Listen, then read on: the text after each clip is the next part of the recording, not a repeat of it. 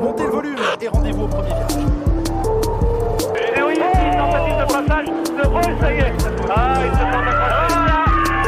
C'est prévisible, c'était prévisible. Les pros, les champions du monde, s'ils ne réussissent pas, voilà, à repartir. Voilà, c'est là où il faut jouer, c'est là où il faut jouer. Et il va, et il passe, et ça touche, et il s'accroche, et Oh, merde. Okay, Lewis, it's hammer time. accélère, accélère. Toto? Yes. It's called a motor race, okay? Sorry? We went to car racing. This is unbelievable, guys. Can we do this for another 10, 50 years together? On a le droit de faire des erreurs, c'est un principe de base, c'est dans les erreurs qu'on apprend. Quand on fait 2 fois les mêmes erreurs, là c'est qu'on n'a pas appris. Bonjour à toutes et bonjour à tous, bienvenue chez Barbecue F1 sur Radio Merguez & Co pour le deuxième épisode de cette saison 2025 de Formule 1. Et oui, exceptionnellement, cet épisode est disponible un jeudi matin. Et ben oui, en effet, l'enregistrement a été décalé pour pouvoir prendre soin du petit Marius, un nouveau membre de l'académie Jacques Lafritte. Et en tout cas, ben voilà, on est en Chine, on est dans l'Empire du Milieu. Et qu'est-ce qu'on a pu voir justement à Shanghai? Eh bien, on a pu voir ce week-end McLaren encore devant. On peut se poser la question de est-ce qu'on va vraiment assister à une lutte fratricide et destructrice entre Oscar Piastri et Lando Norris. On a vu aussi que Alpine était toujours à sec, c'était la seule écurie avec 0 points. Que faut-il vraiment espérer? Je ne sais pas, est-ce qu'ils ont appris de leurs erreurs? Et puis on a vu aussi, encore une fois, le remplaçant de El Mago, Checo, qui se fait remplacer lui-même. Après 2 week-ends particulièrement difficiles, on va revenir sur ça. C'est une info quand même qui justement date du mardi sur Tsunoda qui va remplacer Lawson du côté de l'écurie en tout cas. Et puis on a vu aussi Ferrari qui nous fait du Ferrari pour la 2e fois d'affilée sur ce week-end. Alors il y avait du bon et puis il y a eu du pas bon du tout. Et puis on a vu As qui performe, voilà, on aura tout vu, on a vu pas mal de choses. En tout cas autour de moi, Jacques Lafritte, pour parler de tout ça et de bien d'autres choses, on retrouve Lance Niol, qui est un petit peu perdu parce que je crois qu'il n'y a pas de Ligue des Champions. Je sais pas ce qui se passe. Qu'est-ce que tu fais? Où vas-tu? Pourquoi?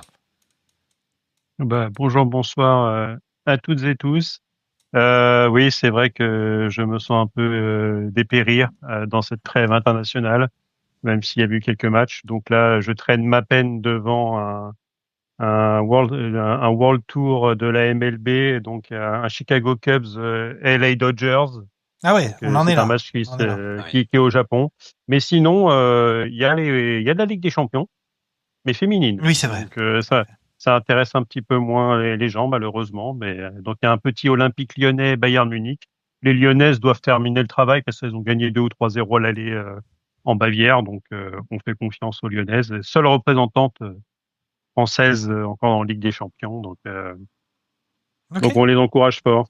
Intéressant, mais bon, je suis pas sûr qu'il y ait un barbecue baseball dans les tuyaux chez Radio Merguez & Co, mais bon, on sait jamais. Avis aux auditeurs, s'il y en a qui sont chauds, pourquoi pas un épisode, déjà commencer par un épisode spécial, je ne sais pas. Avec nous aussi Niki Lambda qui a réussi à se libérer pour être disponible pour cet enregistrement. Comment vas-tu, Niki? Bonsoir à tous, bonsoir à toutes. Ça va très très bien. Effectivement, j'ai réussi à me libérer. Je suis désolé, j'ai un peu gâché votre tête-à-tête romantique de ce soir, mais je suis bien présent pour débriefer ce week-end où il y a pas mal de choses à dire. Il y a pas mal de choses à dire. Et on avait aussi Takuma Sado qui souhaitait venir, mais en tout cas qui peut pas être disponible. En tout cas, il a demandé expressément à ce qu'on critique l'écurie Kick Sauber. Donc bon, c'est noté. On verra ce qu'on peut faire pour lui. On aura bien entendu aussi Sébastien Vittel avec ses 5 infos de la semaine. Les gars, est-ce que vous voulez qu'on commence par les vainqueurs ou vous voulez commencer par le gros dossier Ferrari? On va commencer peut-être par les vainqueurs. McLaren qui signe le doublé sur la course. Alors ils n'ont pas remporté parce que c'est un week-end de course sprint qu'ils n'ont pas remporté le samedi, mais en tout cas victoire de McLaren le dimanche. Cette fois-ci, ils se sont pas mis à la baille dans un virage. Piastri, lui, l'a emporté. Qu'est-ce que vous retenez de McLaren? Ça y est, on savait qu'ils étaient censés être devant. Là, ils sont bel et bien devant. Ça avait été plus difficile pour la course sprint justement et que pour les qualifs sprint, mais en tout cas là, ils ont réussi à comment on dit, c'est quoi l'expression que tout le monde fait que répéter à l'encan. Ils ont réussi à mettre tout bout à bout pour écraser la qualif et la course. Qu'est-ce que vous avez pensé de McLaren et est-ce que ça y est, la sauce est bien partie ou est-ce que, comme je le disais en introduction, ils vont pas à un moment donné, comme ils avaient tergiversé l'année dernière, s'autodétruire ces deux pilotes? Lance, je te laisse commencer ce gros morceau. On peut presque l'espérer finalement qu'il y ait bataille entre les deux pilotes pour éviter que la saison soit finalement terminée avant qu'elle ne commence. Même si on a vu que la saison dernière, après les 7 premiers Grands Prix, on pensait qu'on allait suivre une saison assez tranquille et au final, Max a tremblé jusqu'au bout. Alors après, ça confirme bien finalement que que chez McLaren, chez les papayes, t'as pas forcément encore de numéro 1 vraiment identifié, en tout cas par la direction d'écurie, même si dans les faits, on pense quand même que Lando, et on l'espère pour lui, a quand même un aileron d'avance sur son coéquipier qui entame seulement sa 3e saison de titulaire en GP, en Formule 1. Donc oui, c'est quand même pas mal que ça tourne un petit peu. On a senti Lando Norris un peu moins au taquet sur ce week-end. Il fait sur les qualifications, il se rate complètement pour la sprint. D'ailleurs, il ne finit même pas dans les points, il me semble, à l'arrivée de ce sprint. Et il est seulement P3 en qualif quelques heures plus tard pour le GP, laissant son coéquipier devant. Donc en tout cas, ouais, ça tourne. C'est une bonne nouvelle aussi pour Piastri parce que après son week-end délicat chez lui en Australie, il a quand même bien rebondi. Donc même si la sprint n'était pas magistrale au niveau des qualifs, ouais, quoique il fait quand même une P3 et finalement il a sa P3 à l'arrivée. Il est poleman Chine et il gagne le Grand Prix. Donc en tout cas pour lui, c'est un bon rebond et c'est une belle histoire comme dirait l'autre. Mais en tout cas, oui, ça rééquilibre les choses. Même si au final Lando assure quand même un week-end assez intéressant en prenant la P2 sur le championnat. Même si il aurait pas fallu qu'il y ait un petit tour de plus pour qu'il la conserve sa P2 parce qu'il a vraiment eu un gros souci au niveau des freins.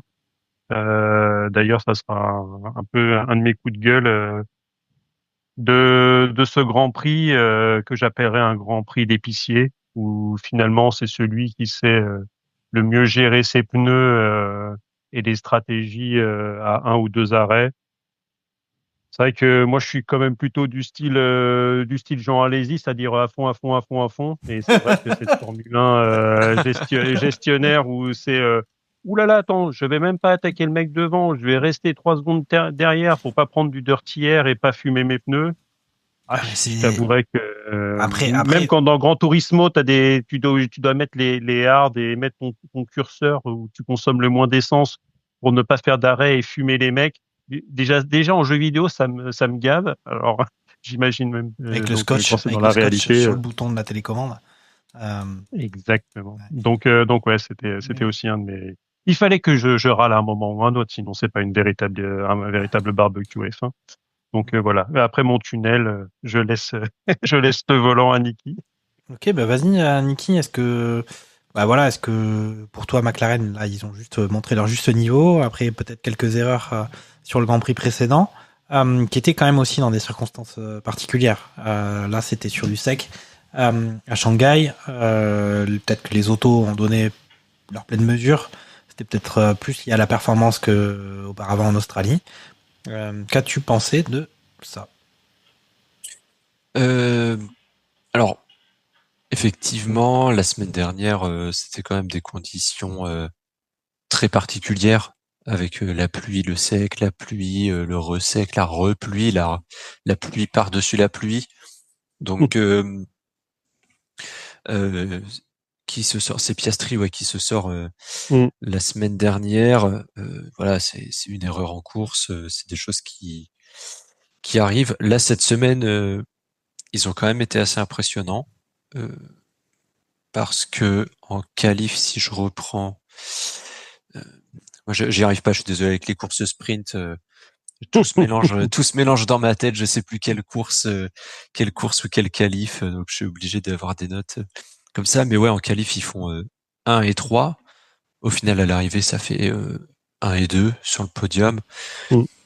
Voilà, ils ont écrasé la concurrence. Maintenant, je dirais pas que le championnat est plié. On n'est pas à l'abri que la réglementation se durcisse. D'ailleurs, je sais pas, il n'y a pas eu. Ouais, il y a oui, au niveau de l'aileron. Je sais pas si de l'aileron arrière, ça les a pas pénalisés. A priori, ça les a pas pénalisés. Maintenant, on n'est pas à l'abri que voilà la réglementation évolue très légèrement, ou alors qu'une écurie retrouve un petit peu la solution, la petite amélioration qui les fait basculer en tête. La saison, elle est quand même très très longue. Yes. Donc, là, c'est très bien pour. Que se passe-t-il? Je suis désolé. Là, c'est quand même très très bien pour McLaren. Ok. Ouais. De maximiser à ce moment-là de la saison. Ils ont la meilleure voiture, ils ont 2 bons pilotes. Voilà, ils marquent les points importants et des points qui pourront compter pour le championnat, à la fois pilote et constructeur. Et s'il fallait... en tout cas, sur le, même si c'est régulier, et je pense à Mercedes où on en parlera peut-être tout à l'heure, mais il y a un gars qui fait pas de bruit qui s'appelle George Russell qui engrange les points. Antonelli, j'étais assez dubitatif, mais ça engrange quand même des gros points aussi. Mais je vois pas de rivaux au constructeur pour McLaren, parce que on pourrait avoir une alternance et pour la partie pilote qui pourrait être intéressante, qui fait que t'aurais pas un Lando qui s'envole au classement, mais en tout cas pour les constructeurs. Oui, le constructeur, je suis d'accord. Tu l'as pas donné, Jacques, mais on est sur. Il y a déjà quand même quelques points d'avance au bout de 2 grands prix et un sprint pour McLaren. Donc oui. Après, on a aussi. Et ils ont 2 pilotes de haut niveau, en plus que n'ont pas forcément les. Enfin, Ferrari ont 2 très bons pilotes, mais c'est Ferrari. On va y revenir tout à l'heure. Et puis effectivement, les autres ont Jacques Mercedes, Antonelli, c'est sa saison rookie. Red Bull, on y reviendra tout à l'heure aussi. Ils ont qu'un pilote. Ouais, effectivement, pour le championnat constructeur, ils ont l'air quand même d'avoir une sacrée avance. Ouais, ils ont pas. Il faut quand même se rappeler, attention, comme on l'avait dit sur l'épisode précédent, que la saison dernière, ça avait été écrasé par Red Bull au début. On avait même des doublés Verstappen-Perez. Cette année, voilà, est-ce que on pourrait pas avoir la même chose? C'est pas parce que, vu le nombre de Grands Prix, on a le temps de voir. Après cette Grand Prix, effectivement, on se disait que c'était un boulevard pour Red Bull, un boulevard pour Max Verstappen. Ça n'a pas du tout été le cas chez les constructeurs. Et pour Verstappen, il a quand même dû bien cravacher et, comme on disait souvent, surperformer par rapport à ce qu'était capable de faire sa voiture. Et on a l'impression que c'est encore la même chose cette année, d'ailleurs. C'est que il fait mieux que ce que sa voiture, en théorie, est capable de lui laisser faire par rapport à ses concurrents. En tout cas, ça peut être un avis qui se défend. Ok, et toi, Niki, t'as un avis? Oui, elle a pas l'air très performante. Je te rejoins sur la Red Bull. On digresse un petit peu, mais elle a pas l'air hyper performante. Aujourd'hui, je pense que la Mercedes est une meilleure voiture que la Red Bull, par exemple. Oui, je pense qu'elle est plus facile à conduire. La Merco, même Max, tu vois qu'il est obligé de faire des corrections au volant sur les trajectoires. Ça fait quand même 2 grands prix. Lui qui ne fait quasiment jamais une erreur, il fait quand même des erreurs. Même il en a fait une en Australie où justement à cause de ça il se fait passer de la P2 à la P3. Ah oui, exact. Même sur la Chine, c'est pas parfait non plus. tu prends son départ, il perd quand même 2 places Ouais. au moins sur le premier tour. Ça c'est Ce rare. qui arrive pas quand même pas souvent à Max. Donc on en parlera aussi tout à l'heure pour le pauvre Lawson qui se fait jarter. Je pense pas que ça vienne uniquement de lui, parce que de ses talents de pilotage, parce qu'on l'a vu dans la Visha Cab Arbre Kleenex Guacamole Doritos que finalement il était bon, il pouvait rivaliser avec Yuki.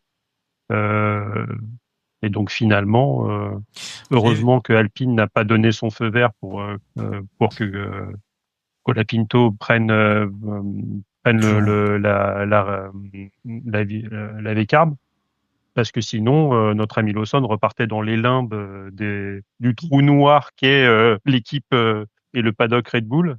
Au moins là, il y a juste un swap et il peut au moins reprendre Toujours, la Racing Bull pour reprendre pied, remettre la main sur le volant, sur une voiture qu'il connaît un petit peu mieux, qui a l'air quand même d'être plus simple à conduire.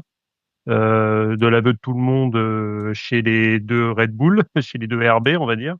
Donc, en tout cas, c'est presque un mal pour un bien pour Lawson, qui va repartir d'un bon pied. Et on se posera tous la question. C'est est-ce un cadeau empoisonné pour Yuki, qui de toute façon allait partir de Red Bull avec Honda à la fin de l'année. Donc, mais bon, je pense qu'il y a même toute une stratégie Red Bull. C'est assez marrant quand même, parce que Lance, là, il est en train de faire l'introduction du sujet qu'on va aborder plus tard. Sauf qu'en fait, c'est maintenant qu'on va en parler. Alors, McLaren, effectivement, on a dit, ils étaient dominants. On avait senti pour les essais avant la saison, ils étaient devant. Premier Grand Prix, ils sont un peu losés, comme on dit, surtout Piastri. Là, au final, c'était une course, un week-end plutôt positif pour eux, largement positif. Ils ont été dominants. À chaque fois que maintenant ils roulent, tout le monde dit, de toute façon, les McLaren, si on arrive à les suivre à peu près, on sera content. Et puis là, au final, ils marquent les points. Ils ont un petit peu d'avance au classement constructeur, mais pas tant que ça, puisque McLaren 78 points, Mercedes 57, et derrière c'est Red Bull 36. Et on a les quatrième écuries, Williams avec 17 points et Ferrari avec 17 points aussi. C'est un classement qui est un peu surprenant. Mais ceci étant dit, c'est vrai que voilà, McLaren, ils ont deux pilotes qui sont compétitifs. Mercedes, ils ont Antonelli qui a encore pas mal de choses à prouver.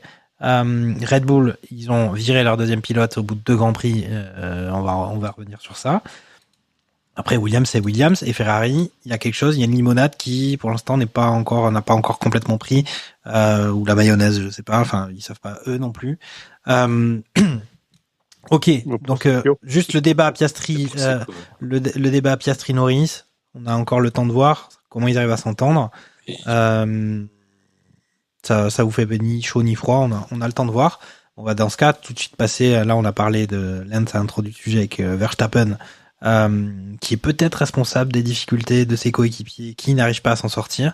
Mais c'est vrai qu'on a cet enchaînement avec Checo qui était resté pendant longtemps et on se disait que c'était l'argent qui faisait son baquet. Au final, il s'en va, il est remplacé par Lawson qui lui, il arrive encore moins que ce qu'arrivait à faire Checo. En même temps, c'est normal, il est quand même moins expérimenté. Avant Checo, on avait Albon qui s'était fait dégager assez vite. On avait Gasly qui s'était fait dégager assez vite. C'est très compliqué, et en tout cas, voilà, au bout de 2 Grands Prix, ils ont fait venir un petit jeune, Lawson, qui avait fait quelques Grands Prix auparavant.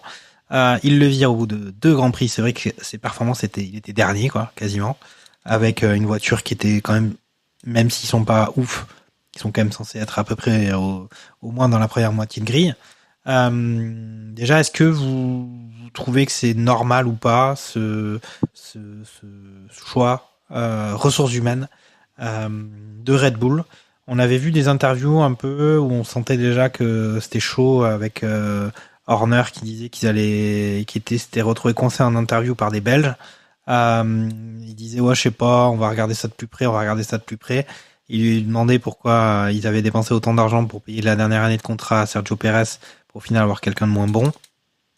Ils ont rapidement tranché. Qu'en penses-tu, Niki? Est-ce que on vit dans un monde de brutes et on laisse pas le temps aux jeunes rookies, parce que c'est qu'en fait un rookie, de faire leur place et de gérer une voiture qui est difficilement conduisible vu le passif tout de même sur les dernières saisons?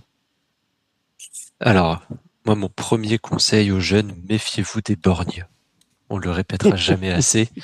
Euh, non, blague à part, je sens que ça va être mon running gag de la saison, mais blague à part, là,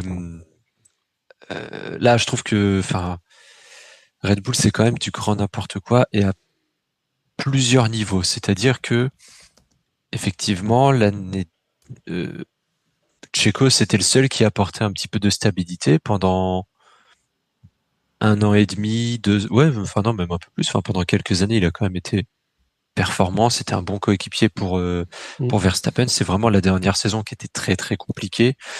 Et effectivement, je pense que c'était la bonne décision de s'en séparer. Maintenant, c'est pour faire quoi derrière?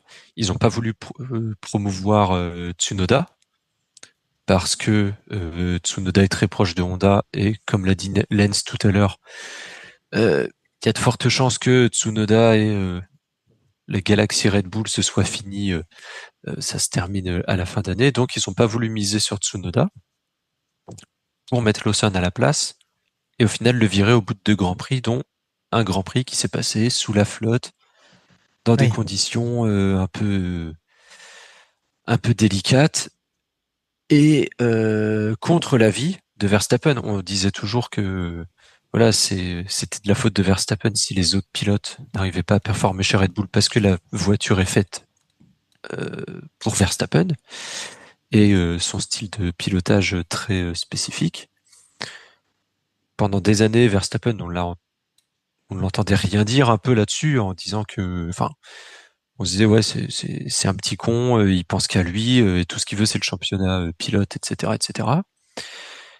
Et là, finalement, des informations qui ressortent, c'est Verstappen qui est un peu en guerre avec Red Bull, qui leur a dit non mais c'est le boulot des ingénieurs de faire une voiture qui puisse convenir aussi à d'autres pilotes et pas seulement à moi. Il leur a dit mais gardez Lawson, donnez-lui sa chance plus longtemps parce que là faut pas le virer au bout de 2 Grands Prix, c'est du grand n'importe quoi. Donc il y a vraiment on était habitué au management un peu, on va dire, spécial de Red Bull. Là, on vire quand même dans le grand n'importe quoi. Et on sent qu'il y a une fracture avec Verstappen, quoi. Ah oui, toi, carrément. C'est ça qui est dramatique. Le mot fracture est employé. Lance, toi, tu vois ça comment? Est-ce que quand même, ils vont pas déstabiliser toute l'organisation Red Bull en faisant ce jeu des chaises musicales avec Tsunoda qui prend la place de Lawson qui revient qui va bosser chez Racing Bulls, avec Isaac Hadjar. Au final, ils ont pas vraiment de pilote numéro 1 maintenant, puisque on va quand même se dire qu'Hadjar, Lawson, vu ce qu'a fait Lawson, vu le co-moral qu'il va avoir, ça va être compliqué. Après, on sait jamais. Mais est-ce que, alors que Racing Bulls avait l'air pas si mal que ça, sous l'impulsion de Laurent Mekies, est-ce que, voilà, à vouloir justement prendre des mesures très rapidement, alors qu'ils avaient laissé la situation végéter avec Checo Pérez, et comme on l'a dit, c'était aussi une des raisons économiques qui guidait ces choix-là. Est-ce que là, ils sont pas en train de jeter, de tout mettre en péril? Bah oui, on peut carrément se poser la question. Parce que outre les pilotes, on a vu que même côté ingénieur, etc., ça partait. Adrian Newey est parti. Il y a d'autres personnes qui partent. Peut-être qu'à la fin de la saison, tu as encore des fuites de cerveau qui vont s'effectuer. On a quand même eu déjà la saison passée, quid de Max Verstappen, va-t-il rester chez Red Bull? Ça bruise quand même pas mal. Il y a un monde où début d'année 2026, t'as plus grand monde en tête pensante en tant qu'ingénieur, parce que Horner et Le Borgne seront toujours là, sauf si c'est lâché un petit peu plus haut, parce qu'on sait qu'en plus t'as le Red Bull Autriche et le Red Bull c'est Thaïlande. T'as 2 entités et il y en a un qui supporte Horner, l'autre qui supporte Verstappen. Enfin bref, c'est déjà au niveau des relations intra-groupes, c'est compliqué. Mais il y a un monde, ouais, où tu perds aussi Verstappen qui part chez Merco. Donc et un monde où, oui, mi-2026, la Red Bull est une voiture du midfield. Pas, là, tels qu'ils sont partis, avec un management comme ça, si les planètes entre guillemets s'alignent, avec des guillemets, mais pour des mauvaises raisons, ça peut partir en sucette totalement. Si la voiture, ils réussissent pas à amener des packages pour la rendre un peu plus facile à conduire, oui, je pense et qu'il n'y a pas des garanties qui sont apportées à Max aussi, parce que je pense que lui, peut-être en plus, il a peut-être un peu fait le tour de la question. Il a gagné 4 titres. Est-ce que il pourrait voir entre guillemets comme une Lewis Hamilton, où il à son niveau, hein, Lewis en a gagné 7, mais en se disant bah voilà, j'étais dans la bonne voiture au bon moment, j'en ai gagné 4 à l'affilée. Est-ce que si je reste chez Red Bull et que on met un nouveau motoriste avec une nouvelle réglementation, si la voiture au niveau du châssis, c'est une caisse à savon digne des courses de collines de Red Bull, qui sont sponsorisées par Red Bull justement et qui sont diffusées sur la chaîne L'équipe. Il y a quand même un downgrade entre Canal+ et la chaîne L'équipe. Hein. Tu veux dire que Max Verstappen deviendrait pilote de caisse à savon je pense que c'est ça ton pronostic. Bah ça pourrait être pas mal. Okay, non, mais on l'a déjà fait. Hein. On le note sur Barbecue Rugby, il dirait que c'est Jéroboam de Dom Pérignon, si jamais ça se passe. Mais non, mais c'est pour ça, c'est qu'il pourrait y avoir, il pourrait ne pas avoir envie de perdre son temps et demander le transfert. Et je pense que tu as quand même quelques écuries qui seraient pas contre accueillir Max Verstappen. Donc tu aurais un remembrement de la grille qui pourrait être assez sympa. Donc en fait, là avec ces histoires-là, tu pourrais arriver à une situation inextricable. Mais en tout cas, si on parle du présent, on va donc avoir un Yuki qui n'a jamais conduit une Red Bull, une Red Bull, l'une des plus compliquées à conduire de ces derniers temps. Le mec, il va pas avoir fait de roulage avec, donc il va aller dans une totale inconnue. Donc bon courage à lui. Et ce que je disais tout à l'heure, qui vient en plus d'un pays éloigné de l'Autriche, donc pour Helmut Marko, exactement. Mais un peu plus proche de la Thaïlande. Mais après voilà, et que finalement Lawson qui retourne chez Racing Bull.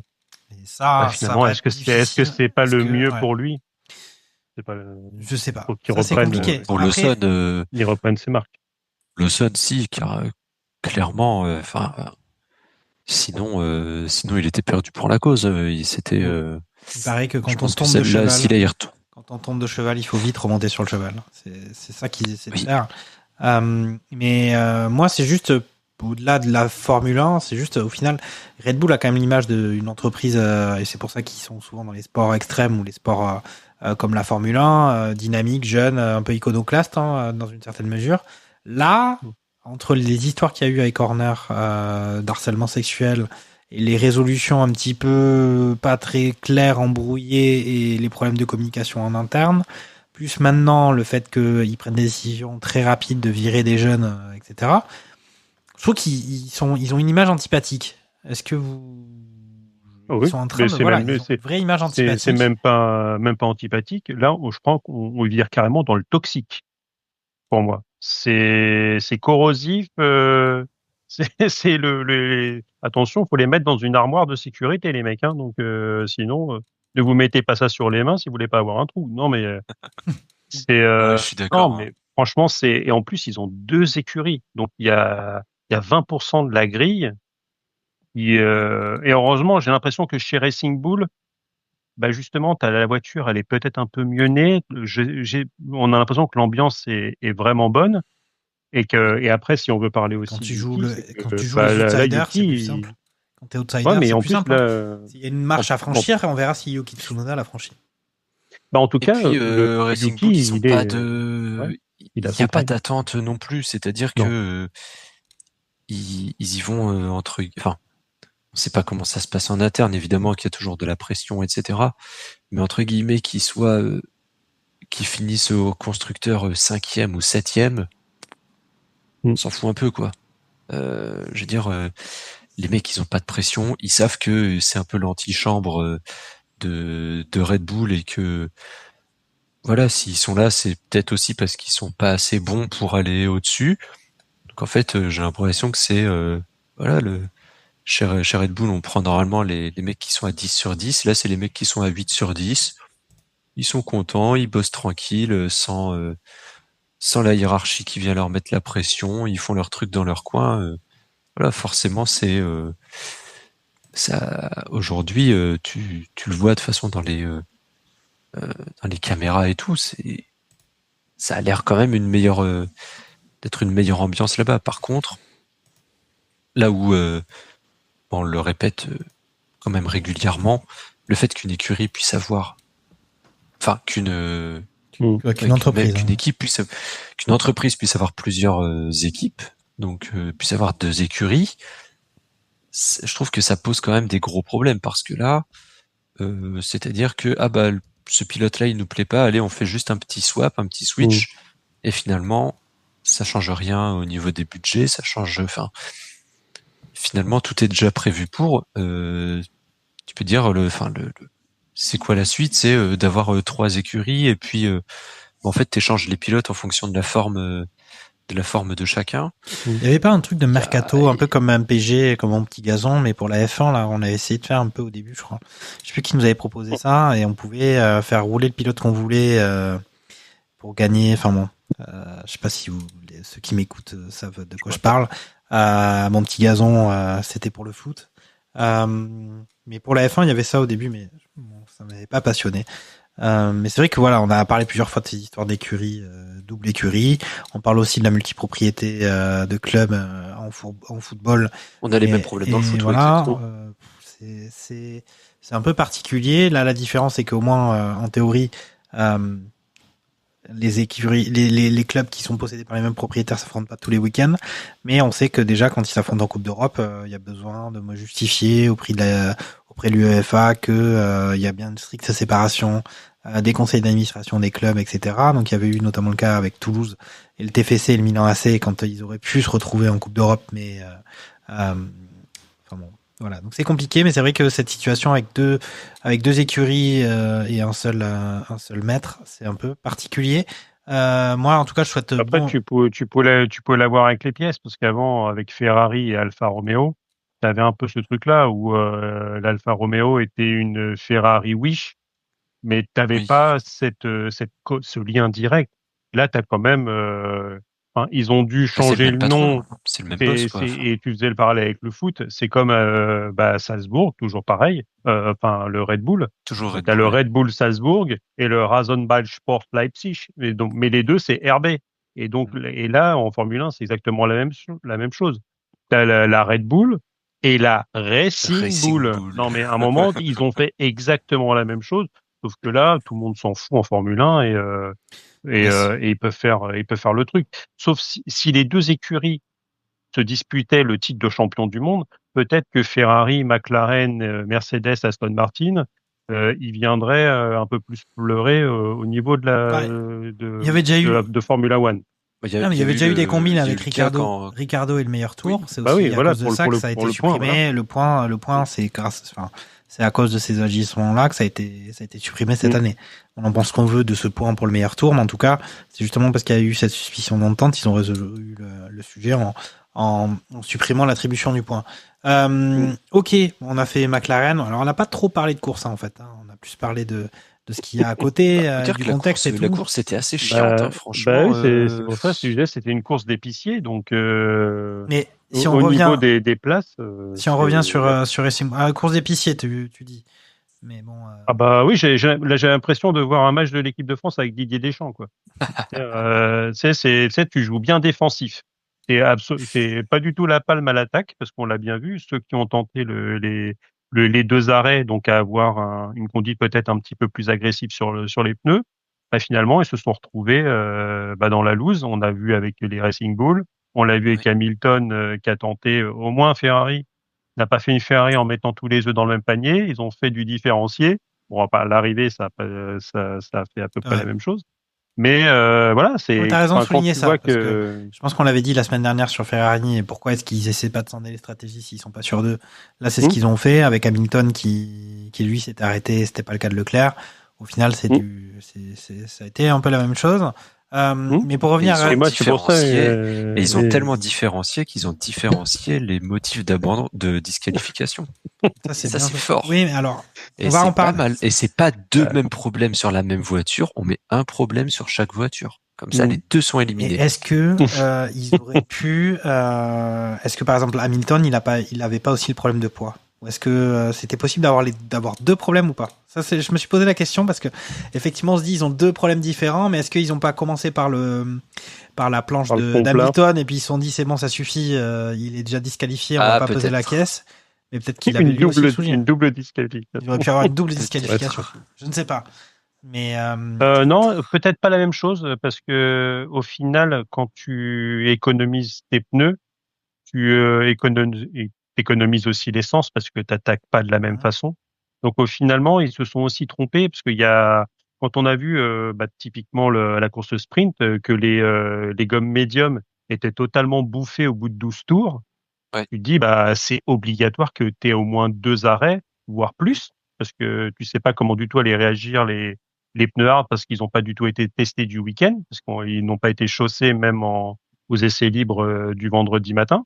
Donc tu savais pas du tout comment ça allait réagir, et finalement les gens ont été un peu surpris. Tu as aussi le fait que t'as pas pu faire des long runs comme il y a d'habitude sur les grands prix avec les 3 essais. Avec les 3 essais libres. Donc finalement, sur la consommation, tu t'es fait avoir, et à l'arrivée, c'est ce qui pénalise Gasly, parce qu'il se fait sortir, enfin il se fait disqualifier comme Leclerc, pour surpoids, et il a peut-être eu aussi un mauvais calcul sur la consommation de l'essence. Et donc à l'arrivée, tu te retrouves avec une bagnole qui est plus lourde parce que plus d'essence dedans. C'était pas plus légère? Non, justement, elle était trop légère. Trop légère. Voilà. 799 au lieu de 800 kilos, un truc comme ça. Parce que à l'époque, il s'était fait sortir parce que t'avais pas pu aller faire le tour supplémentaire où généralement les pilotes. Voilà. Ah non, oui, mais c'était pas Aston Martin, ça? Je sais plus. C'était Aston Martin ou c'était Alpine? Non, c'est George Russell, non? Il s'était fait sortir, qui avait été disqualifié parce qu'il était trop léger, parce qu'il n'avait pas pu faire un tour supplémentaire et récupérer de la gomme dans la partie sale, où tu peux quasiment récupérer, pareil, 1 kilo. Oui, c'est vrai. Et là, finalement, c'est ce qui s'est passé, c'est que les bagnoles, elles étaient à 799. Il y avait eu ça pour Russell, mais il y avait eu, je sais plus. Est-ce qu'on lance un petit débat merguez sur ces histoires de disqualification? Alors après, bien évidemment, la Formule 1, c'est un sport compétitif. Il y a des règles, il y a des cahiers des charges à respecter qui sont quand même assez précis et draconiens. On joue avec les limites et avec l'interprétation des règles, etc. Le VAR est présent à tout moment. Mais il n'empêche que, par exemple, là, on parlait de Racing Bulls, on a quand même vu l'aileron de Tsunoda se péter tout seul au milieu de la course. On a vu les freins de Norris lâcher en fin de course. Et ça, c'est pas sujet à disqualification ou sanction, alors que clairement sur les freins, je sais pas moi ce que vous en pensez, mais grand pilote ou pas grand pilote, c'est légèrement dangereux de pas avoir de freins sur la course. Des ailerons qui claquent comme ça tout seul, c'est quand même assez dangereux aussi. On parle de quelques millimètres de même pas un millimètre d'ailleurs sur l'histoire d'Hamilton. Est-ce que on n'est pas dans des trucs un peu de gars un peu bornés sur ces règles-là, ou est-ce qu'il faut pas tous les sanctionner? Est-ce que à chaque fois qu'il y en reste qu'un, c'est Pierre Gasly qui gagne le Grand Prix parce que tous les autres ont été disqualifiés? Est-ce que c'est pas ça qu'il faut faire chaque week-end? Je vous pose la question. Là, même Piero Gasly a été éliminé. Donc là, c'était Esteban Ocon qui a raflé la mise avec sa P5 pour le coup. Ouais. Non, mais vous voyez ce que je veux dire. En fait, je me posais la question là pendant qu'on discutait justement, et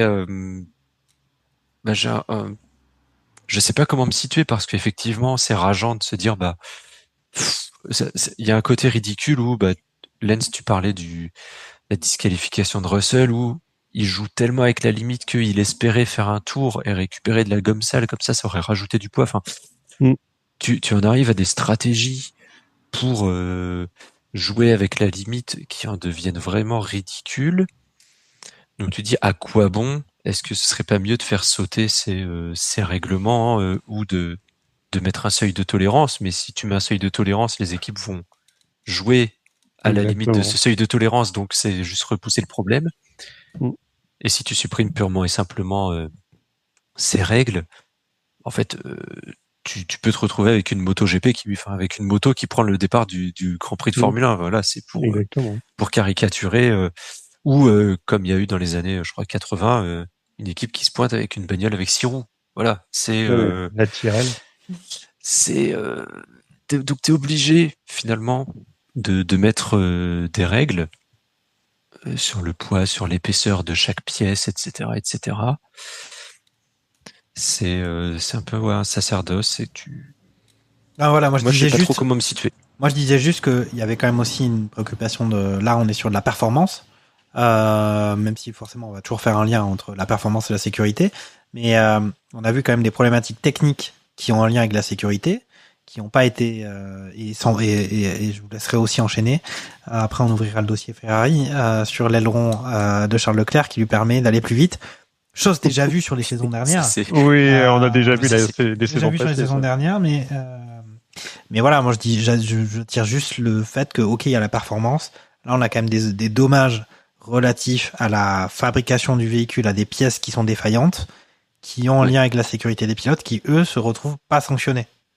C'est ça qui, je trouve, m'interpelle un petit peu. Mais après, c'est parce que je regarde trop BFM Télé, c'est news, et j'ai envie de créer de la polémique, probablement.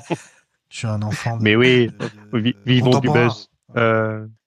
Non, mais après, sur ces trucs-là, je pense qu'on est aussi dans une ère de la Formule 1 où les voitures ne cassent plus.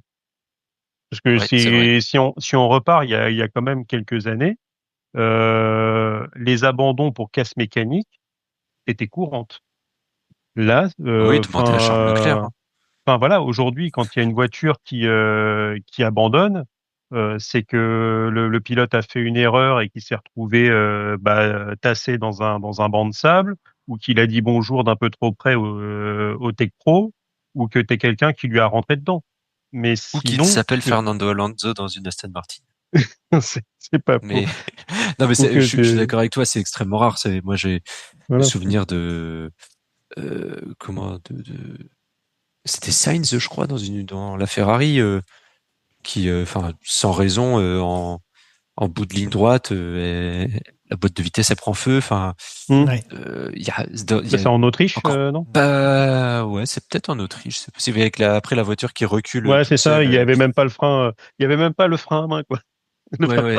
Et c'était il y a pas si longtemps. C'était il y a quoi? Il y a peut-être mais il était en Ferrari, 3 saisons. Il a fait pas mal d'écuries, mais il était déjà en Ferrari à ce moment-là. Mais donc voilà, c'était il y a 2-3 saisons, et comme tu le dis, là les voitures elles sont extrêmement fiables, extrêmement fiables. Donc il y a peu de casses, sauf sur les ailerons. Ça c'est le genre de truc, ça casse tout le temps. Et après ça sur permet ces ailerons, aux voitures d'aller plus vite. D'ailleurs, on voit bien que sur ces ailerons, il y a un petit souci avec la réglementation pour les ailerons arrière, avec la flexion. Tu vois quand même que c'est des pièces qui sont soumises, même si c'est Formule 1, c'est quand même la réglementation à effet de sol. Et donc, on a vu que aussi bien sur l'avant que de l'arrière, même si l'arrière compte un peu plus, l'avant, c'est vraiment, je crois que c'était 10 ou 15% de l'appui de la bagnole. On a bien vu avec la Ferrari de Charles ce week-end, et voir, comme tu l'as dit, Niki, il y a quelques saisons, je sais plus si c'était la saison dernière ou celle d'avant, où pareil, c'était je sais plus quelle voiture, où il lui manquait les flaps aussi sur le côté. Ces fameux flaps qui doivent te diriger l'air pour. Oui, à l'arrivée, ça dirige rien du tout. Enfin, tu voyais qu'avec la pression de l'air, l'aileron côté gauche, qui en plus était du côté où ça tourne beaucoup, tu as une grosse dégradation du pneu gauche avant sur ce circuit de la Chine, donc ça devait encore accentuer le phénomène. En fait, Charles, c'est lui qui fait qu'un seul arrêt. Donc, et tu voyais que avec l'appui aérodynamique, c'est limite si la pièce elle touchait pas le sol en ligne droite, quoi.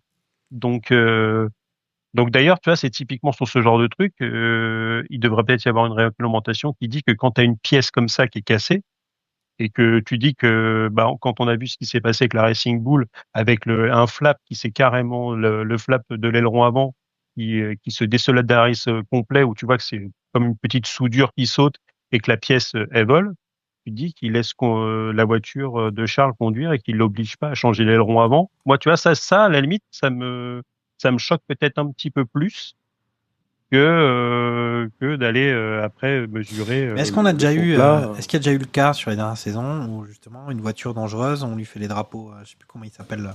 oui, pour, si t'as une, si t'as une, pas un drapeau si t'as une damier, pièce, mais c'est un truc un peu qui ressemble au drapeau c'est damier. c'est noir avec le rond orange. Ouais, t'es obligé de rentrer, t'es obligé de rentrer au stand.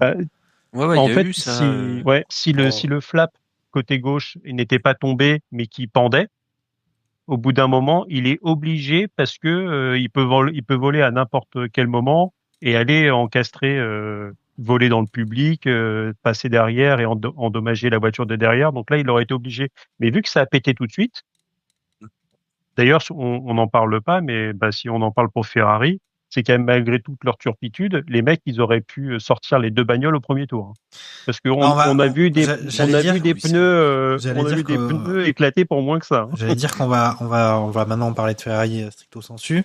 On avait vu justement un samedi enthousiasmant côté Ferrari. Alors vous allez me dire c'est parce que je suis un fan de Lewis Hamilton, mais c'était quand même enthousiasmant de voir cette victoire de Lewis. Alors après justement avec cette bonne qualif et cette victoire en course sprint. Et effectivement on a dit il est devant.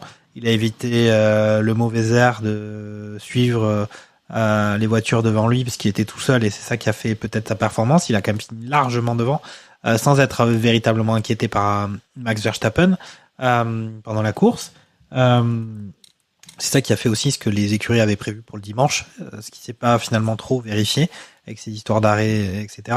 Donc assez enthousiasmant côté Ferrari en se disant que Charles Leclerc était pas trop performant, mais c'est parce qu'il aimait pas le circuit de Chine. Et puis patatras le dimanche entre à la fois des mauvais choix et puis aussi des difficultés justement de disqualification. Qu'est-ce que ça te fait penser, Lens? Enfin, à quoi ça te fait penser plutôt? Bah, ne t'inquiète pas pour Lewis, hein, parce que j'ai entendu pas mal de gens dire que c'était limite un des plus grands événements de l'histoire automobile que Lewis Hamilton ait gagné ait fait la première pole pour Ferrari en course sprint et donc la première victoire en course sprint pour Ferrari. C'était limite une milestone de la Formule 1, donc ne t'inquiète pas, tu n'es pas tout seul. Mais non, pour être un peu plus dans les trucs, c'est vrai que sur le sprint, il y a eu quand même pas mal d'enseignements pour la course d'après, sur le fait que il y avait vraiment le dirty air qui te détruisait les pneus, parce qu'on a vu que Max a essayé de revenir, a même titillé, a été dans le DRS de Lewis Hamilton. Il a dégommé ses pneus en 2 tours, et bah, ça lui a même coûté la P2 parce qu'il s'est fait passer derrière, il s'est fait sauter parce que ses pneus étaient morts au 12e tour.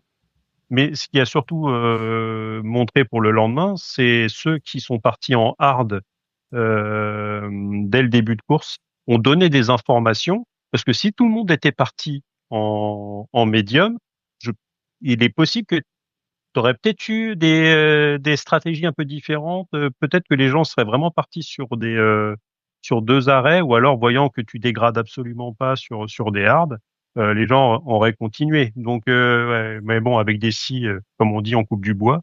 Donc, on ne sait pas ce qui se serait passé. Mais pour Ferrari, oui, ça partait nickel. Enfin, quand tu vois la qualif sprint de Lewis, bah, les gens, ils étaient contents. Même moi, qui suis quand même pas un fervent défenseur ni de Ferrari ni de Lewis, j'étais content pour lui, quoi. Tu te dis, allez, c'est parti. Ça a été difficile en Australie, et là, il revient bien. En plus, tu as quand même l'impression qu'il prend le lead sur Charles Leclerc, qui était un peu en mode ouin FC sur le week-end.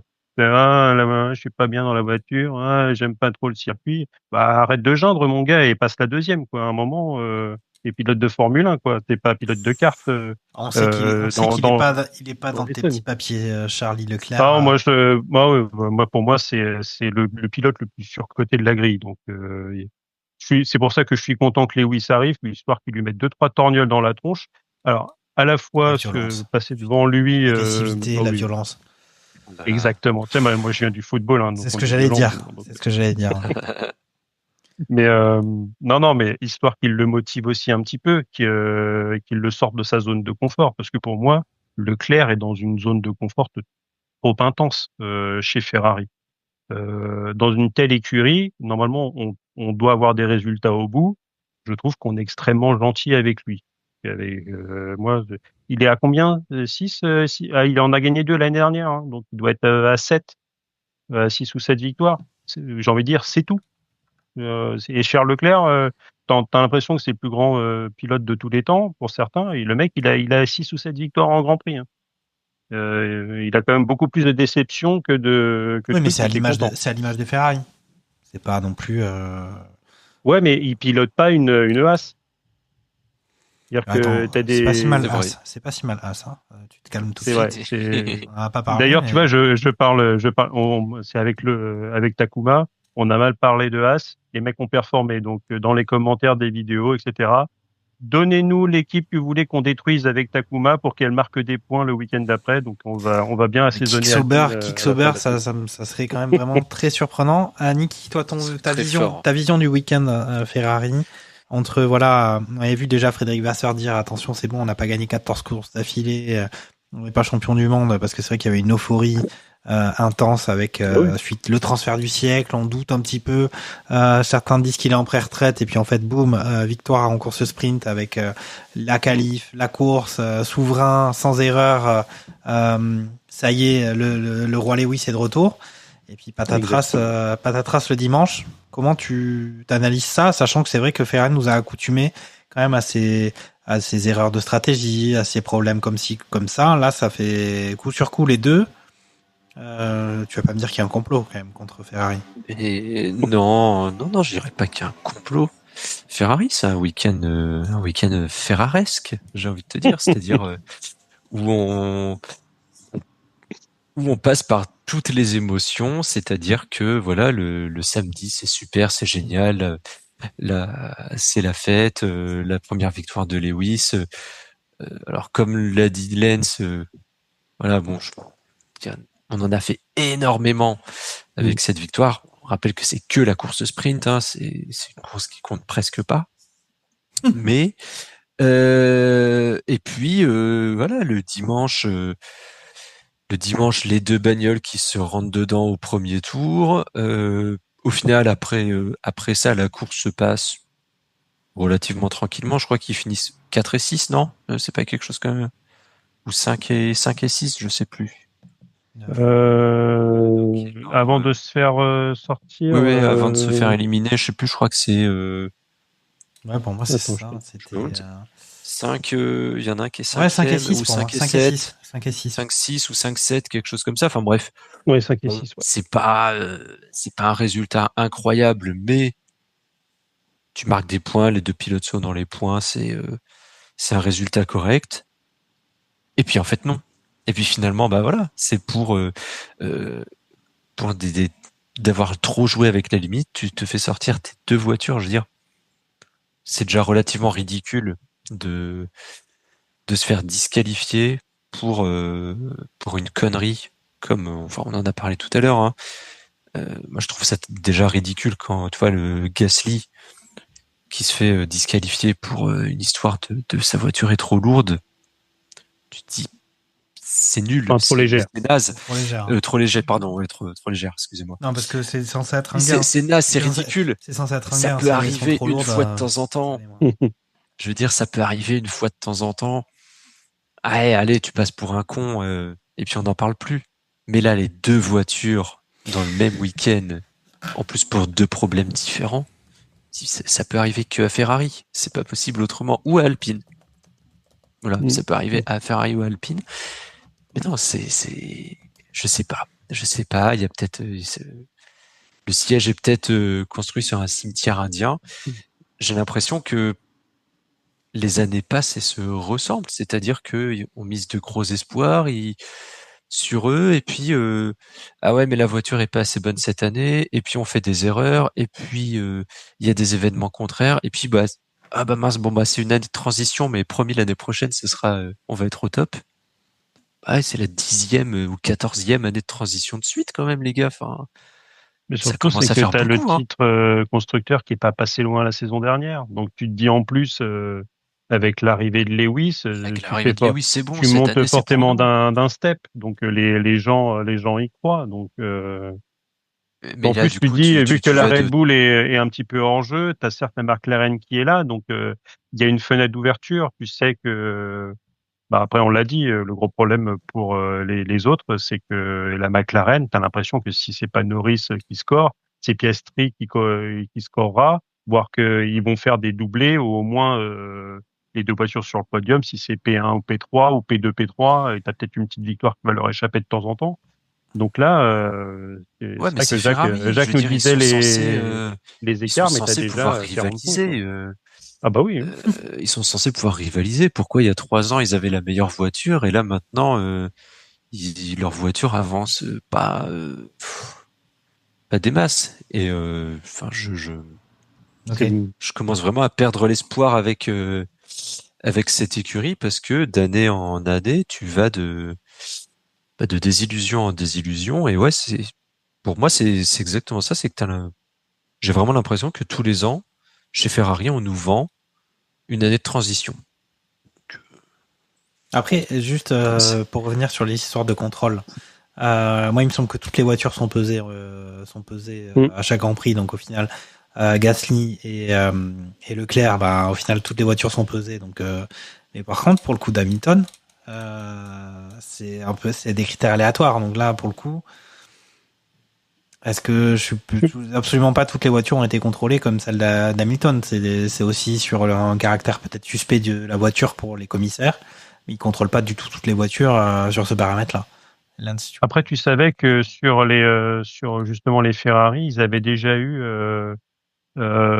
sur l'Australie où il y avait peut-être un manque de perfo parce qu'ils avaient dû remonter un petit peu les voitures parce qu'elles avaient tendance à traîner.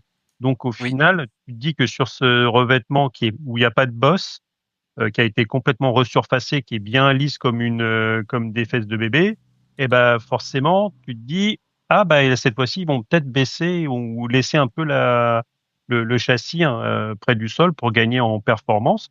Et finalement, ce qui a été le cas parce que Lewis a performé en qualif sprint et derrière en course sprint. Et qu'il n'a pas pu transformer juste derrière pour les qualifs courses où il finit un petit peu plus loin, ce qui a été déjà une première douche froide aussi bien pour lui que pour Charles. Et finalement la course derrière, bah t'as eu une première baffe et t'as eu le revers en retour pendant la course et la cerise sur le gâteau, oui, c'est cette élimination. Donc finalement, t'es déjà, je pense que des voitures, même de visu, je pense que si t'es commissaire, c'est peut-être même comme un gendarme où le mec il va pas contrôler toutes les voitures, mais en particulier si c'est sur une route un peu passante, bah il va peut-être commencer par les voitures qui sont pas de son département, par exemple. Hein, c'est pas du tout déjà arrivé sur la route. Que bizarrement, quand vous traversez certains départements, toutes les voitures immatriculées sur certains départements sont arrêtées sur le bord de la route. Et ben là, finalement, quand tu as les voitures déjà un petit peu au loin, tu les vois qui sont plus ou moins relevées, tu dis que celle qui est un petit peu plus proche du sol, bah, il y a peut-être moyen qu'elle ait touché un petit peu plus. Si pendant la course, tu as vu des gerbes d'étincelles sur l'avant de la voiture ou sur l'arrière. Mais est-ce qu'on sait combien de voitures ont été contrôlées? Est-ce qu'on sait combien de voitures ont été contrôlées sur ces sujets aléatoires? Je ne sais pas. Est-ce que je sais pas si c'est du 100%. Est-ce que Lewis Hamilton était immatriculé 75? Ça, je ne sais pas non plus. Non, mais par contre, si tu as les 10 voitures, quoi qu'il arrive, les voitures qui sont dans les points. Maintenant, c'est ça? Les 10 premières voitures, elles sont contrôlées sur tous ces critères-là? Pour moi, c'est à la discrétion des commissaires, mais il faudrait que ceux qui nous écoutent nous répondent sur les réseaux sociaux. Ça nous intéresse. J'espère que tout le monde. Finalement, peut-être que l'annonce a été faite combien de temps après la course? On a eu les trucs. Je sais que c'est tombé grosso merdo 2-3 heures après. Pour moi, c'est ça, 2 heures, 2-3 heures. Donc finalement, ça te laisse le temps de contrôler les voitures. Après, je sais pas combien t'as de commissaires, de stewards qui sont là, de mecs habilités. Donc pour mesurer un fond plat. Si tu mets la voiture sur un pont, tu sors ton petit truc et tu mesures. Donc, ça prend pas 15 ans non plus. Bon. D'ailleurs, c'était des deux côtés. D'ailleurs, c'était est-ce que dans la réglementation, il faut que ça soit une usure uniforme ou juste un côté et c'est ce que j'ai entendu, c'était à la fois côté gauche et côté droit où tu avais l'usure. Donc, Voilà. Solution Donc est au centre. pour le coup, c'est pas. Solution est au centre. Le temps passe. On vient de faire 1 heure d'émission. On va peut-être parler d'Alpine tout de suite. Et alors ces histoires d'Alpine, ça m'a fait penser à un truc, un petit extrait. Et puis c'était aussi peut-être le moment de rétablir le jeu de la merguez. Je vous laisse deviner de quoi il s'agit. Écoutez ça. Réfléchissez 2 minutes. C'est pas excessif. Messieurs, il ne vous reste qu'à trouver un moyen de faire entrer une pointe carrée dans un trou rond. Rapidement. Bon, écoutez tout le monde. Ces messieurs de l'étage au-dessus nous ont posé une colle et il n'est pas question de sécher. Il faut trouver un moyen de faire entrer ça à l'intérieur d'un trou fait pour ça. En se servant uniquement de ça. Faites travailler vos ménages. D'accord, fabriquons-le, c'est fini. Et on ferait bien de mettre beaucoup de café en route. Voilà, ça me fait penser, c'est les week-ends d'Alpine, les saisons d'Alpine. Et l'Alpine, l'écurie qui a 0 point pour l'instant au championnat. Alors, n'hésitez pas à nous signaler si vous avez reconnu d'où vient cet extrait. Moi, je sais. L'ANSI, c'est beaucoup de choses.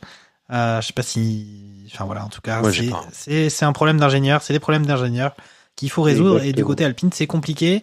On a vu que Douane n'était pas forcément trop à l'aise depuis le début de cette saison. On parlait beaucoup de Colapinto. Et puis là, maintenant, Colapinto, avec le jeu des chaises musicales, on sait pas trop où il en est. Il y avait la rumeur Colapinto Red Bull, Colapinto Racing Bulls. Là, maintenant, au final, il est toujours disponible. Donc, il peut encore se passer des choses de ce côté-là. Mais Alpine, c'est compliqué. Qu'est-ce qu'on peut espérer pour Alpine? Il est évidemment trop tôt pour en parler sérieusement, mais parlons-en justement comme on a envie. Lance, qu'est-ce que tu penses de ce qui se passe côté Alpine? Est-ce que à chaque saison, on s'emballe un petit peu, on a envie d'y croire, on est français, on a le cœur bleu, blanc, rouge, on veut des choses, et puis là, qu'est-ce qu'on va voir? Je pense que Pierrot fait un bon début de saison. On voit quand même que cette Alpine, elle a quand même un petit peu de performance. Sur les qualifs, il arrive quand même à se débrouiller. Bon, il est quasiment toujours devant Jack Doohan, sauf pour le qualif sprint où il le précède justement sur la grille. Mais après en course, bon, il y a pas photo. Ça se joue quand même à pas grand chose pour que Pierrot puisse passer et marquer les premiers points de l'écurie. Donc c'est un petit peu dommage.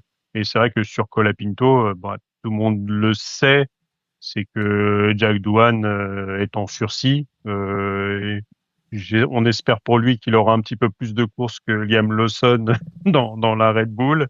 Mais bon, ces jours sont comptés, sachant que Colapinto, en plus, au niveau de l'agent, etc.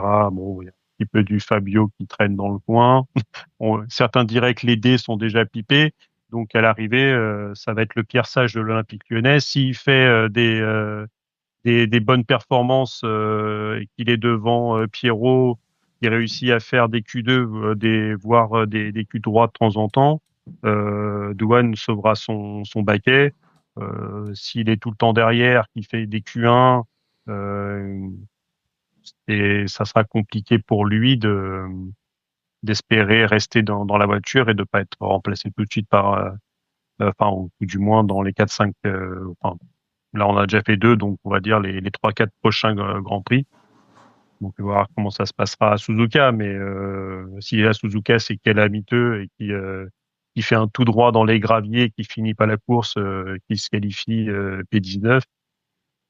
Je donne pas cher de sa peau, mais en tout cas, pour marquer des points, c'est juste une question de temps. Je pense que tu as quand même de la place pour aller marquer au moins des petits points. On a vu que Haas avait rien fait et qu'ils ont scoré des gros points, à la fois Esteban qui fait quand même une P5, donc qui repartent du Grand Prix avec un 14 points dans la musette. Ils ont rien fait. Esteban, il est quand même 11e en qualif du dimanche. Ouais, mais Pierrot, il est au moins en Q2. Il est en Q3, Pierrot.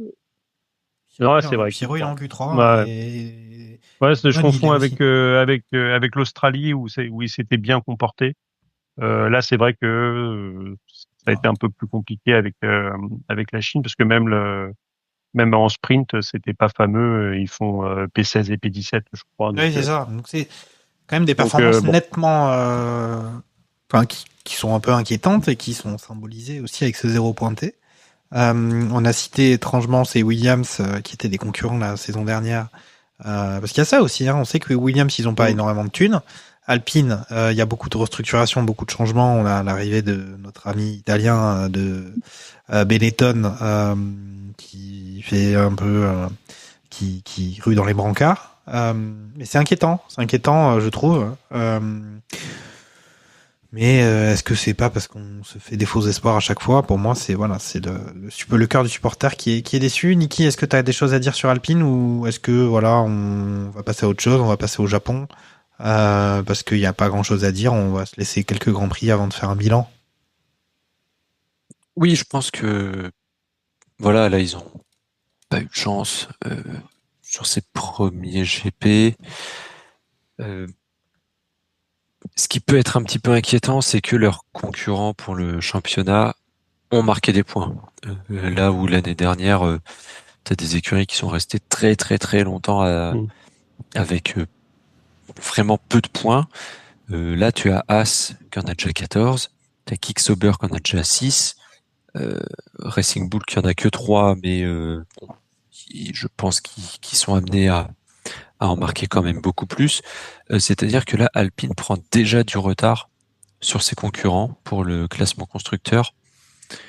Donc c'est ça qui les met tout de suite un petit peu dans le dur. Maintenant, faut se rappeler aussi d'où ils viennent. L'année dernière, ils ont commencé la saison avec un tracteur. Là, ça n'a pas l'air d'être le cas, donc ça devrait quand même rentrer un peu rentrer un peu dans l'ordre et puis pouvoir se mêler à la bataille. Toujours optimiste, Niki, quand même, c'est ça. Mais c'est vrai qu'on a une deuxième partie de grille, on va dire de la 5e au 10e constructeur, qui va être très très très serré, quoi. C'est vraiment toutes les écuries se tiennent. J'ai l'impression que ça va vraiment se faire au pilote et à celui qui enverra le moins sa voiture dans le mur. Donc forcément, après, au niveau du budget de cap, si tu dois changer des pièces, on a vu que sur certaines écuries, ça pouvait coûter cher en fin de saison. Mais en tout cas, Williams en tête, qui sont des gens. Alors, j'ai pas trop. Il y a une histoire de châssis. J'ai vu des trucs passer, l'histoire de châssis. Ils ont fait un châssis pour des raisons budgétaires, notamment du côté de Carlos Sainz. Mais c'est vrai que j'ai pas non plus vu en détail, mais il y avait déjà une sorte de prise en compte des contraintes budgétaires dans ce qu'ils offrent à leurs pilotes actuellement.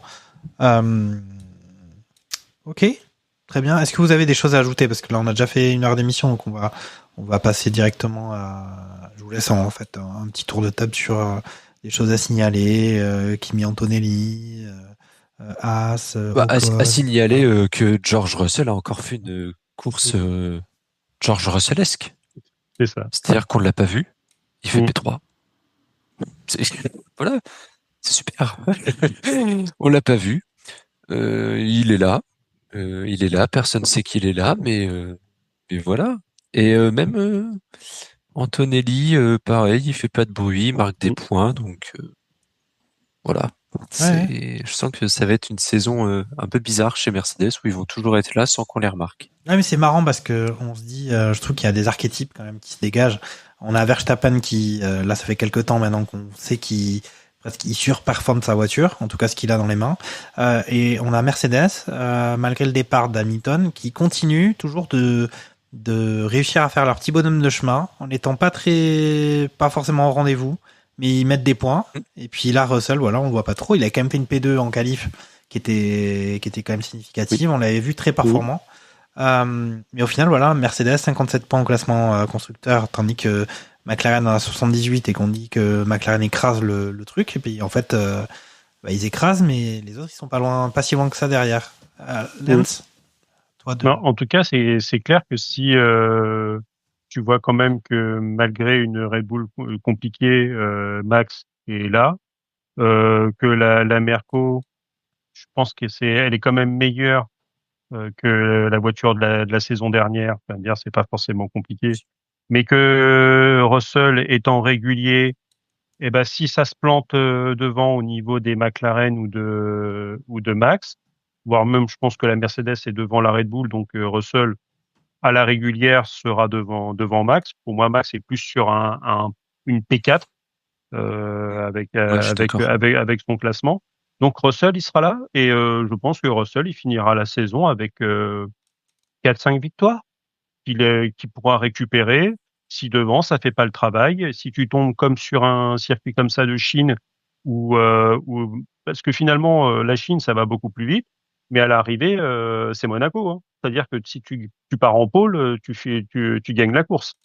Donc, si tu as quand même quelques circuits dans la saison qui sont comme ça, hors avarie mécanique, la météo qui fait des siennes, une bonne qualif, une bonne stratégie bien sentie de la part de Georges, et il coiffera la mise sur 3-4 grands prix sans problème. Moi, je prédis quand même une victoire de Russell parce que le leader de la course aura fait un mauvais arrêt qui aura duré, je sais pas, peut-être 10 secondes, et du coup, ça va permettre à Russell de passer juste devant. Il y en a une comme ou ça alors, cette année. Il y en a une comme ça cette année. Attends, je le note. Non. il y en a une. Alors, j'hésite soit l'arrêt au stand raté, ou alors le leader qui prend une pénalité pour track limite. Voilà. C'est mais il y à la aura régulière, ça sera compliqué. Il y aura une victoire merguez comme ça pour Russell cette année, c'est sûr et certain. Attends, victoire. Je note le truc, c'est important ces trucs-là. Victoire Russell par victoire merguez. Arrêt. Par arrêt au stand raté. C'est sûr, c'est obligatoire. Obligatoire. Je suis sûr que si tu vas sur les sites de paris en ligne, je suis sûr que ce pari il existe. Oh oui, je pense. Au moins une victoire de George Russell, une victoire merguez. Okay. Et si on voit victoire merguez, on demande des droits et hauteurs. Très bien. On va passer tout de suite aux 5 infos inutiles de la semaine de notre ami Sébastien Vittel. C'est box. Salut tout le monde, c'est Sébastien Vittel pour les 5 infos inutiles de la semaine. Charles good in quali, Max good in race, Lawson goodbye. Lance Stroll a marqué 100% des points d'Aston Martin en 2025. Fun fact, la dernière victoire de Ferrari au Grand Prix du Japon remonte à 2004. Lors de ce Grand Prix, Bortoleto n'était pas encore né. Des rumeurs disent qu'Isaac a été aperçu en train de réconforter Lewis dans le paddock après sa disqualification. Ce week-end fut le week-end des doubles. Double podium pour McLaren, double pilote dans les points pour Haas et Williams, et double disqualification pour Ferrari. Ouais, je sais, je devrais me calmer, mais ils m'aident pas, eux aussi, là, à faire toutes ces dingueries à tous les Grands Prix. C'était Sébastien Vittel pour les 5 infos inutiles. On se retrouve au prochain Grand Prix. Ciao. Et voilà, Sébastien Vittel qui a toujours de la bonne statistique. Hein. On avait parlé justement, on disait Charles Leclerc, Ferrari. Est-ce que c'est à cause de lui? Est-ce que c'est à cause de Ferrari? Voilà, au final, il y a des pilotes qui sont pas nés. Il n'y a pas de victoire Ferrari sur le Grand Prix du Japon à venir. Et on va parler de ça, des fameux pronostics de la team Barbecue F1, des pronostics faits par des experts redoutables, extrêmement performants. Et à signaler justement que sur l'édition précédente donc du Japon, on avait une victoire de Max Verstappen en 2024, effectivement, avec une deuxième place de Sergio Pérez et troisième place de Carlos Sainz sur cette saison 2024. Donc encore une fois, voilà, l'année dernière, c'était le 4e Grand Prix de la saison. On avait déjà, c'était le 3e doublé de Red Bull. Donc autant dire que voilà, on fait des polémiques, on fait des discussions, mais il dominait déjà plus largement que McLaren. Mais que dire pour ce prochain Grand Prix du Japon, peut-être un Grand Prix où Charles Leclerc sera plus à l'aise, justement. Je ne sais pas, Niki, toi tu avais annoncé une victoire de Norris suivie de Verstappen et de Leclerc sur ce Grand Prix de Chine. Oui, c'est vrai. C'est pas dingo, mais bon, il n'y a pas eu tant de... On avait tous mis Norris. J'avais annoncé que j'y croyais pas. Ah. J'avais annoncé mon prono en disant j'y crois pas, mais c'est mon prono. Et alors, tu crois à quoi là? À quoi crois-tu, pardon, pour ce Grand Prix du Japon? À quoi je crois? Écoute, on va garder Norris Norris en 1. Là, je vois bien Piastri en 2. Ou non, Russell en 2 et Piastri en 3. Voilà. Ah ouais. On vient de parler de lui. On vient de parler de lui. On va mettre notre ami George. Qui, Ok. je vois bien toujours comme ça, un peu en embuscade, un peu pour les anciens qui nous écoutent, Pippo Inzaghi, voilà, que tu vois pas pendant 89 minutes et il surgit pour tendre la jambe. À la limite du hors-jeu. À la limite du hors-jeu, voilà. Il surgit pour tendre la jambe et pour marquer le but libérateur pour son équipe. Bon gros pointu. Voilà, ça. exactement. Il est plus élégant. il est quand même plus élégant, George Russell, que le foot. Je sais pas si on en a parlé. Est-ce que vous avez vu la vidéo de présentation, enfin voilà, des pilotes où George refait son grand écart avec les mains? J'ai pas été attentif en fait. Je l'ai vu. Parce qu'il y a 2 ans, il avait fait il poussait les murs là du couloir et c'était devenu un peu un mème sur les internets mondiaux. L'année dernière, j'ai pas imprimé. Il faisait pas ça. Et cette année, il a refait les bras tendus. Vous ferez attention sur la vidéo de présentation de la Formule 1. Il y a une symbolique kabbalistique de tout ça, évidemment, avec de la franc-maçonnerie à l'intérieur. Regardez bien, il y a des signaux. On fera un épisode spécial sur les signaux sataniques de la présentation des pilotes. Regardez bien la prochaine fois. Lance. Hashtag nous sachons. Hashtag nous sachons. Lance, toi, t'avais annoncé encore une victoire de Lando Norris. J'ai l'impression que Lando Norris, tu l'aimes bien, décidément. Lando Norris, annoncé vainqueur en Australie. Lando Norris annoncé vainqueur en Chine. Lando Norris annoncé... oui. Annoncé vainqueur. Lando annoncé vainqueur à Suzuka, oui, bah oui. Wow. Et tu vois, à un moment, je voulais pas faire à chaque fois le doublé McLaren et je voulais mettre Russell aussi dedans, mais Niki m'a devancé, donc je vais revenir à plat du pied sécurité avec encore Lando 1, Oscar 2 et en 3 qui va ramasser des miettes. Ouais, j'avais envie de mettre Russell aussi, ouais. Ok. Eh ben, dis donc, là c'est Cote à 1,02, hein, donc. Ok, mais il reste plus. Mais bon, c'est vrai que les autres ne nous aident pas non plus. J'aimerais mettre Je crois que j'avais dû tenter de mettre Lewis. Alors, je l'avais mis sur la première course. Je sais pas si. Première course, tu as annoncé 2. Tu as annoncé 2. Mais là, on était vraiment dans l'inconnu. On était quand même dans l'inconnu. Là, on en sait un petit peu plus. J'étais plein de fougue. T'étais plein de fougue. Alors, mais je regarde, il y a un truc que je vois pas. Tel un cheval cabré. Ouais. C'était plutôt dominé sur les dernières sessions par Red Bull et puis même McLaren.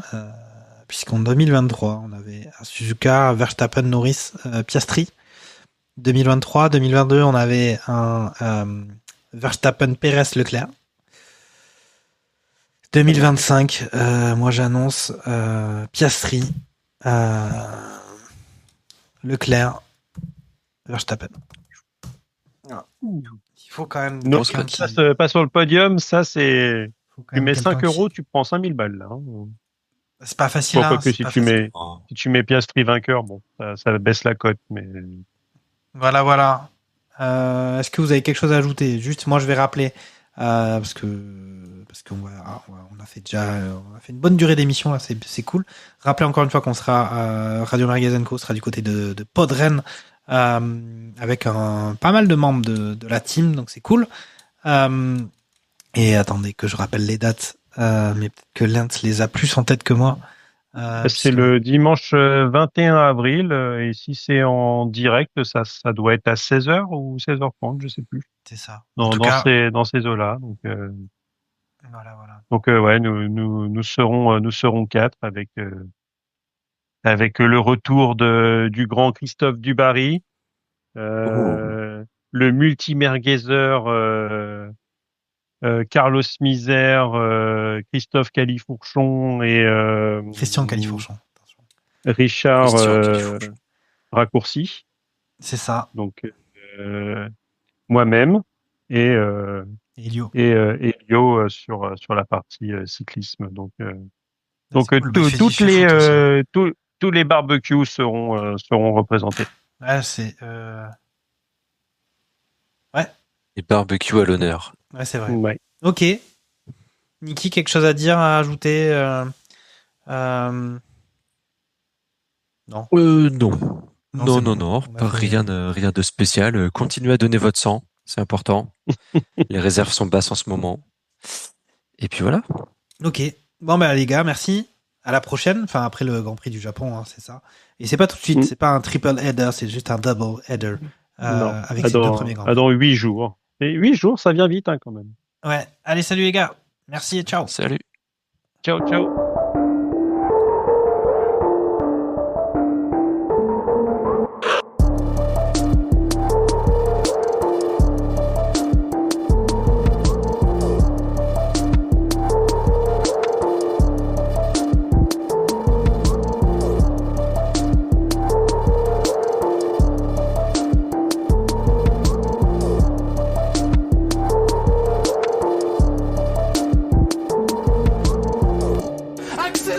Accélère!